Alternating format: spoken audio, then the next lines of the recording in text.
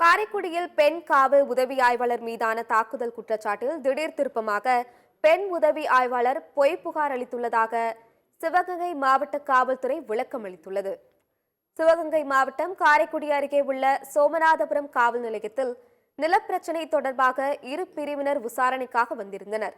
அப்போது அரசியல் கட்சியைச் சேர்ந்தவர்கள் தன்னை தாக்கியதாக சார்பு உதவி ஆய்வாளர் பிரணிதா புகார் அளித்தார். இந்த புகார் தொடர்பாக மாவட்ட காவல்துறையின் சார்பில் விரிவான விசாரணை நடத்தப்பட்டது. இந்நிலையில் பெண் காவல் உதவி ஆய்வாளர் மீதான தாக்குதல் குற்றச்சாட்டில் திடீர் திருப்பமாக பெண் உதவி ஆய்வாளர் பொய் புகார் அளித்துள்ளதாக சிவகங்கை மாவட்ட காவல்துறை விளக்கம் அளித்துள்ளது.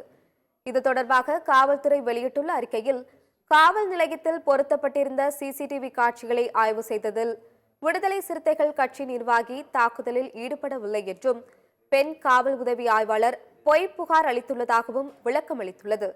பெண் சார்பு ஆய்வாளர் பிரணிதா கூறிய பொய் குற்றச்சாட்டு குறித்து தொடர்ந்து விசாரணை நடத்தப்பட்டு வருவதாகவும் தெரிவிக்கப்பட்டுள்ளது.